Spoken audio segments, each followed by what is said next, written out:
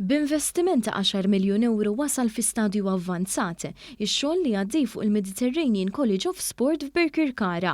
Din l-iskola privata li se tkun qed tiftaħ b'mod sħiħ il-bibien tagħha f'Settembru tal-2024 qed toffri lill-istudenti karriera kemm fl-isport kif ukoll fl-aspett edukattiv. Dan qed isir b'faċilitajiet sportivi tal-aqwa kwalità li se jkunu imdewrin mal-iskola kollha. Il-Ministru għall-Edukazzjoni u l-Isport Clifton Grima flimkien mal-stakeholders żar dan il-proġett waqt li jingħata tarif dwar ix-xogħol li qiegħed isir. Il-proġett jinkludi l-ħolqien ta' spazji ġodda fejn kull student jista' jipprattika l-isport li jixtiequ, fosthom ġim, trakk għall-atleti, studju sasfin, pixxina u ħafna aktar. Pio Vassallo, l-kap eżekuttiv ta' Vassallo Group, spjega ma' One News kif qed jippruvaw jagħmlu kollox biex l-istudenti li jirfsu f'din l-iskola ikollhom ambjent edukattiv mill-aqwa. L-iskola qed toffri skola sekondarja kif ukoll sixth form, jiġifieri l-istudent ħejtħol ġodda l-iskola li jista' jkompli l-istudju tiegħu fis-sixth form li huwa l-ewwel waħda tiegħu ta' dan ix-xorta f'Malta.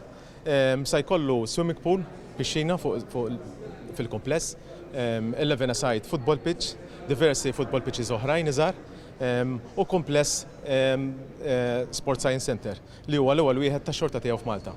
Il-Ministru Grima tenna li biex nibqgħu nofru l-aqwa edukazzjoni lill-istudenti kollha f'pajjiżna irridu nibqgħu ninvestu f'dan is-settur. Issa anke bis-settur privat qed jagħmel ħiltu biex il-viżjoni edukattiva tkompli mixja l quddiem. Huwa importanti li nibqgħu naħdmu jitfit ma' diversi stakeholders tas-settur f'dal-każ għandek is-settur privat li qed jaħdem anke mas-settur edukattiv u allura din nagħtu dejjem aktar opportunitajiet li żgħażagħ tagħna li jridu karriera kemm fl-isport u anke f'dak li huwa l-aspett akademiku. Allura huwa kruċjali li bħala pajjiż nagħmlu riżorsi kollha tagħna a dispożizzjoni proprju tal-istudenti tagħna, tal-edukaturi tagħna u bekk inkunu qegħdin inħarsu lejn dik li hija l-viżjoni ta' pajjiżna anke fil-qasam sportiv u dak edukattiv.